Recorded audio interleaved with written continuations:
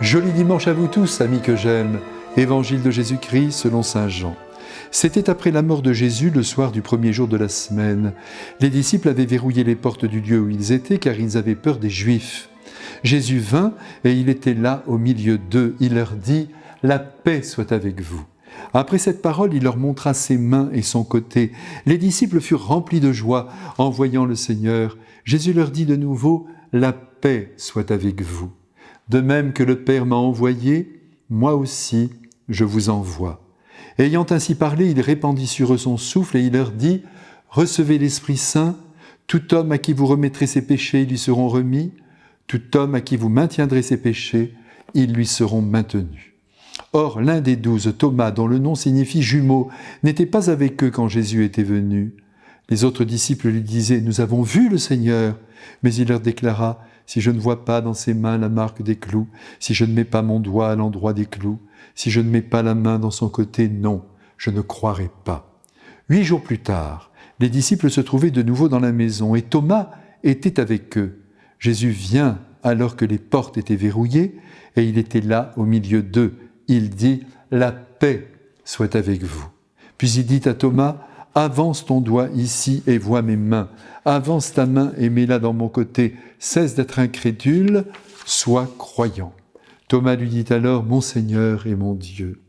Jésus lui dit « Parce que tu m'as vu, tu crois, heureux ceux qui croient sans avoir vu. » Il y a encore beaucoup d'autres signes que Jésus a faits en présence des disciples et qui ne sont pas mis par écrit dans ce livre, mais ceux-là y ont été mis afin que vous croyiez que Jésus est le Messie, le Fils de Dieu, et afin que par votre foi, vous ayez la vie en son nom. Mes frères bien-aimés, aujourd'hui, de tout son corps glorieux, Jésus pénètre dans le cénacle sans avoir besoin d'ouvrir la porte, où se trouvent réunis ses amis les apôtres, terrorisés par les événements qui viennent de secouer leur petite communauté. Et même si leur prière est intense, l'angoisse demeure, notamment celle d'être arrêtés à leur tour. Et ce n'est pas pour rien si Jésus, en arrivant, offre tout de suite sa paix. La paix soit avec vous. Et cet appel à accueillir la paix, elle n'est pas que pour les apôtres, elle est pour vous, elle est pour moi, elle est pour tous les hommes de tous les temps qui ont tendance à vivre dans l'inquiétude perpétuelle, secoués par les épreuves, par les difficultés, par la maladie, par la mort aussi, qui tous les jours s'approche un peu plus de nous. La seule présence de Jésus devrait nous rassurer et la mort ne plus jamais nous inquiéter. Le Christ est vivant et nous le serons à notre tour éternellement. Ce qui peut aussi nous inquiéter, c'est évidemment notre parcours de vie. Et je ne vous apprends rien en vous disant que tous, nous avons des choses à nous reprocher. Nous ne sommes pas parfaits. Tous, nous sommes de pauvres pécheurs. Nous sommes, comme disait l'écrivain Colette, de pauvres petits animaux.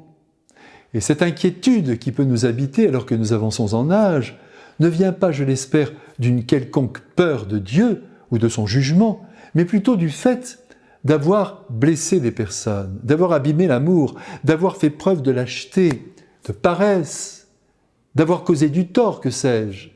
Eh bien, Jésus nous dit, même si nous avons 90 ans, mon petit enfant, viens dans mes bras, je te comprends comme personne d'autre ne peut te comprendre, je t'aime avec une intensité qu'aucune créature ne peut t'offrir ici-bas. Ne crains pas, je suis là. Vous savez qu'aujourd'hui, nous fêtons le dimanche de la miséricorde, qui contribue à nous faire éprouver la tendresse du Père Céleste, qui transporte avec elle le désir de Dieu de nous pardonner nos erreurs de parcours. Sur ce plan-là, l'homme ne ressemble pas à Dieu. Il garde sous le bras le dossier des méfaits. Il ne pardonne que rarement. Tu m'as fait ça, je te fais ça. Il n'y a rien de plus contraire au Christ que cette attitude vengeresse. Pour nous assurer de son pardon, Jésus souffle aujourd'hui sur les apôtres. Il leur envoie l'Esprit Saint, le Paraclet, l'Avocat, le défenseur de nos vies, pour qu'en son nom, les apôtres et donc les prêtres nous donnent l'assurance que le pardon nous a été accordé. Voilà jusqu'où va la bonté de Dieu, jusqu'au pardon absolu, vous m'entendez? Absolu.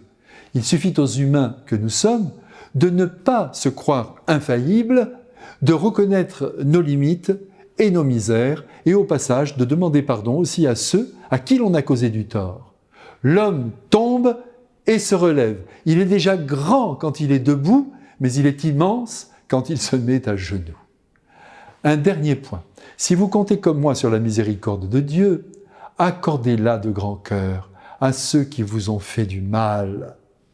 Il me reste à vous dire que quel que soit votre parcours de vie, fût-il tout cabossé, eh bien, vous êtes bénis.